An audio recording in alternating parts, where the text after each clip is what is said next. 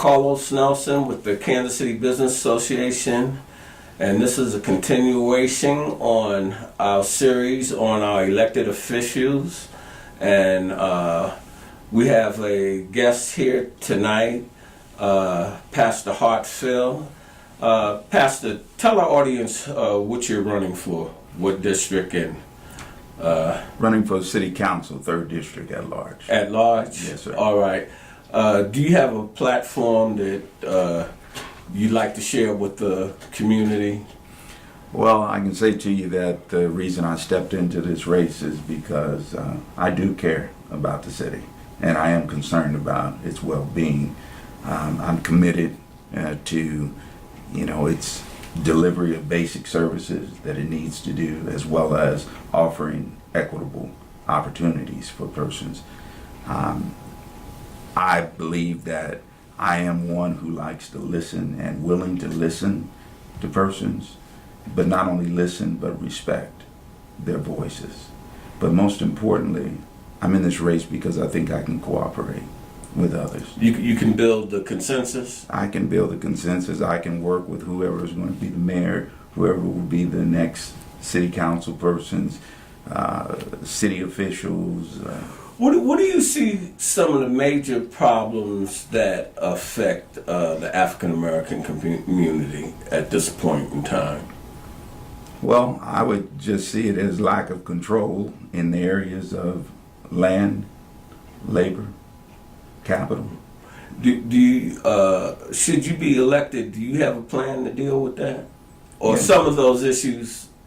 Absolutely, because I believe that unless we get with these economic realities that plague our community, Kansas City can't be its best. Can you elaborate a little bit about the economics? We're on the Kansas City Business Association show, and black business is really our major concern. We have majority members of the community in the business association, but behind our community having such a history of having problems getting integrated into the economics. Could you talk a little bit about that? Well, ultimately, my platform has to do with safety, prosperity, and growth. Okay, and essentially, if we are going to get some control, some of these things, we need to start with our neighborhoods. And in our neighborhoods, we hear all this talk about affordable housing and the need for affordable housing. When you talk about the 3rd District and even somewhat in the 5th District, but mainly in the 3rd District, it's not that we don't have a housing stock. It's just that our housing stock is not livable. Now, right now, all those abandoned homes, those vacant homes, are an asset, not only for the community, but potentially for these neighborhoods. And the local government has the ability to help to put in place cooperative efforts like community development, corporations, co-ops, and so forth. Let me break in what you talking about community development. Mm-hmm. How do you feel the TIF money and all the different programs that have been made available for the blighted areas and what they've been used for? Mm-hmm. Well, I'm glad for the tools. I'm not happy about the way the tools have necessarily been utilized. But absolutely, we needed tools that were going to help blighted and severely distressed communities, and the TIF just happens to be one of them. Unfortunately, because of our lack of not putting clarity with regards to what blight is, there have been abuses, loopholes have been entered into with regards to it. So we need to reform the process, but I'm absolutely not for capping the tool, because the tool is about transforming communities. What do you think about the 18th and Vine area, how that money has been used in the past, and the money, if you have your finger on the pulse of what's going on as it relates to this area? Mm-hmm. Well, I believe I know ever since I've been involved with regards to the 18th and Vine area, and sometimes watched it close, sometimes watched it from afar, what I can see constantly is that there's just been a lack of leadership, and leadership that's visionary. Because there's absolutely no reason why we needed to have to cut and to reduce the project for 18th and Vine, and you have all of these pieces happening in the crossroads, downtown, and so forth. This should have been one of the marquee projects that has taken place, and I believe that's the reason why, if I'm a council person, what I'm going to make sure to do is make sure we have the necessary leadership in place to move that way. Do you think if you elected that you could hit the floor running per se, that you a lot of times different people say, and I give it some credence, that if you haven't served in government per se, by the time you find out how things run, you almost got to be running again. What do you have to say to something like that? Yeah, well, I'll just answer by saying that I do know the way or the directions to a couple of the restrooms there at City Hall. I like that, Pastor. To a couple of the rooms in City Hall. It's not to say that I can learn some more, but I do know Been around where the to corner. begin. Right. And not only that, even though I've not had a formal time within politics, I know what it's about to see issues and to address policies or strategies to address those issues. How do you feel about minority business participation in the contracts and so forth that the city handles? And once again, it's not where it needs to be, because MB, WB types of contracts, it's no reason why we should have to struggle so much every time we come to dealing with either community benefit agreements or trying to work out ways in which MB and WB businesses can take part in various projects. I think about things like the East Patrol that took place when it was being put in place. We've had opportunities to create millionaires. Right, that's what I'm talking about. We've had opportunities to do that, and I'm just wondering, why does it always have to be an issue when we talk about that with black businesses, when we know good and well that there have been white businesses that are huge today because they were invested in by the city. Right. Well, how I see, just like the stadiums, those were large dollars that were being spent, that we're paying for the downtown, we're paying for streetcar, we're paying for all this, and then on top of that, this is really for you again, with the infrastructure in the 3rd District, the water systems, and all of that. What do you say about that? That's what I was saying. TIF, PICA, or all these different programs are supposed to help us. It doesn't seem like we're getting what we need. In addition, I'm going to add another piece to that. The investment that has come to our community really has not come from the corporate community. It's been the city. Everything is happening where the city is funding, and you cannot grow economically like that. You have to have corporate investment. Absolutely.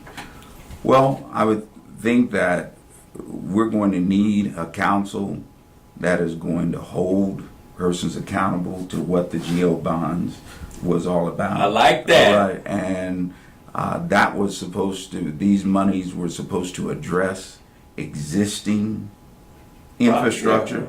All right. And already we've had a breach in that. In that some of the money has been utilized to build new roads. And absolutely what we need to be doing is prioritizing where the work is going to be done based upon what's happening with particular streets. The worst infrastructure needs to get the first attention. All right, and so we need a council that's going to make sure to hold the city accountable to the fact that we need to address the existing roads. Not only that, we need to come to terms with the fact that snow removal, trash pickup, curb and sidewalk repair, filling potholes should be just as important as the new KCI terminal. Interesting. Do you have any thing that you'd like to say about if you were elected, you'd be serving while that's going on? How do you feel that pie was split up economically as it relates to the African American community? Well, you know, it puts a bad taste in your mouth. You look at that Atlanta airport. Well, that was one of the things that I know that I tried to contribute when I was asked to take part. Talk to our community about that a little bit. Right. When I was trying to take part, I mean, I recognized because of my time in Atlanta, and I spent so much time there, that you had an airport there that absolutely transformed Atlanta.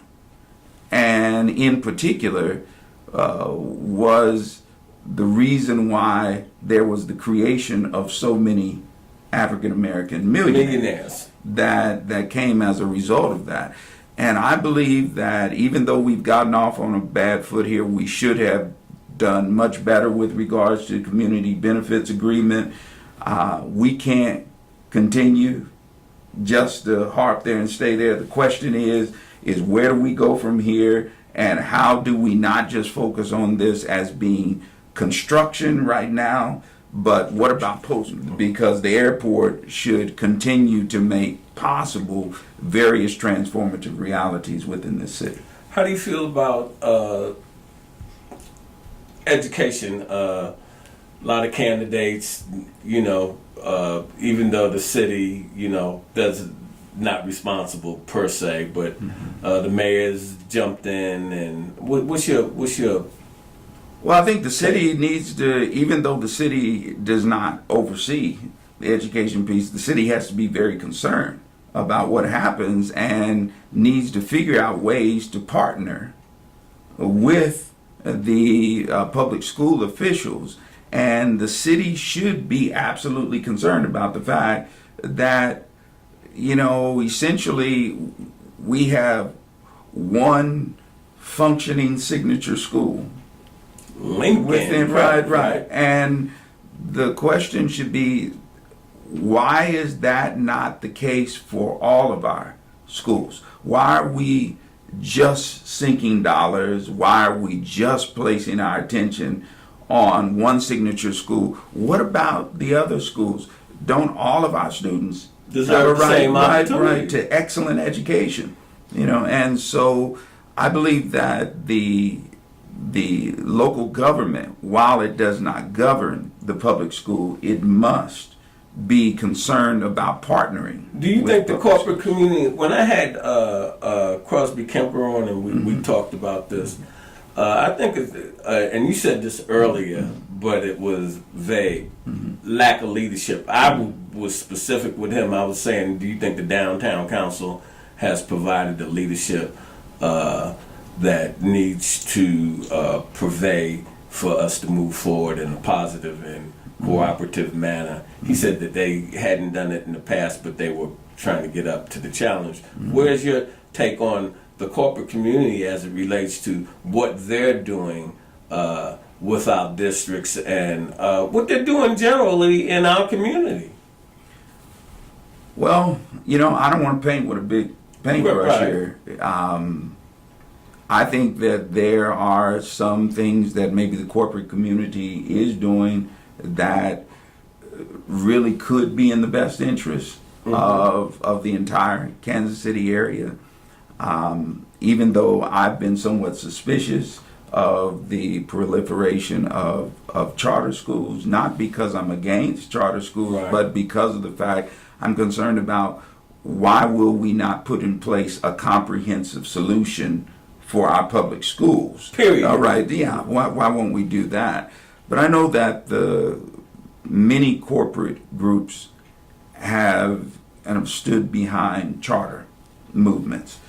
And I believe some of them have really been to try to help to provide excellent education for others. But I also believe, too, that if we're not careful, we're moving towards the charterization of the school. But I think that's what the whole design is. I think I talked to you off camera, and now, and this is a different subject that we'll be talking about in later programs, but the whole ability to have long-term strategy, 20-year, 30-year strategy on changing things. And I think those are some of the things that are absent in our community, a long-term strategy of how we're going to go from A to F at least. Well, I think that definitely has to be done in the African American community. All right, I absolutely believe that in some corporate communities and other communities, they've not only gone through A through F, but they're A to Z and even moving into another dimension. For African Americans, we are going to have to come to some kind of consensus of an economic way forward. That is, we're going to have to decide what kinds of things we need to go after in order to build our people, because economic development, in my opinion, begins with building people. And it has to begin with building people, has to end with building people. What you have in between there is the development that's necessary to build the people. But when you start with development and your whole focus is just on development, oftentimes development ends with gentrification. Leaves the people all the way out. In closing, is there anything that you would like to say to your audience about you that you think is relevant? Yeah. Well, I think that there's some other issues that we really need to consider, and one definitely has to do with the whole matter of violence. And I know that we're here at the end, but no, we talk about that. You're right, but I mean, quickly, what has to be said on that is that I think that we've made violence, youth and violence, the issue, when the issues, that is the deep issues, are that of poverty and racism and uneven development. Hey, boy, you're a man of my... That's... I'm so tired of leadership having marches and get in front of cameras saying we don't know how to solve this violence. Violence around the globe is usually, whether it's armies or individuals, about economics. And in our community, there's such a lack of economics and opportunity. When you pin all of this up, as they say, into a ghetto, you're going to have that. And until you look at that underlying cause, you are just talking, in my mind. Well, you know what's quite interesting is that absolutely youth gun violence is a problem. But when you look at it overall, in the context of the United States, there was a study that was done in 2015 that basically showed that there were about 1,200 census tracts in the entire United States where you had the concentration of gun violence. In every one of those tracts, you saw concentrated poverty. In every one of those tracts, you saw 90 to 100% black. In every one of those census tracts, you saw where the built environment lacked a lot of different things. My thought is that yes, we need to be concerned about youth violence and the use of handguns in that violence, but if we're not going to get serious about addressing the issues of poverty and racism and uneven development, all we're doing is providing temporary solutions. So I'm for programmatic pieces that may be in place that help us out with conflict mediation and all that. I'm for that. I think even sometimes there's going to be a need to bring more police in. Sometimes I believe that there's going to be a need for other things that we're doing with regards, like working with students, trying to keep them in high school, you know, so they won't drop out.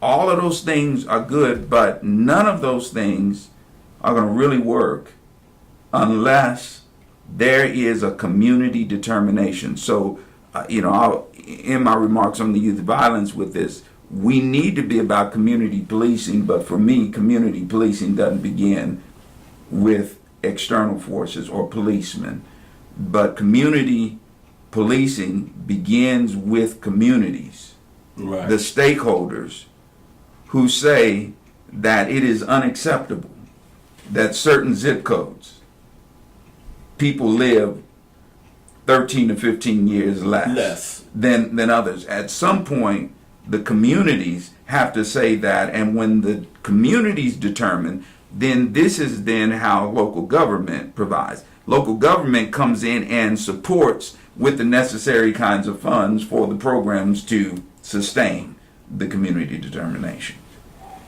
Well, it was a pleasure having you on the show, and we wish you the best of luck in your run, and we look forward to working with you in the future. Well, thank you.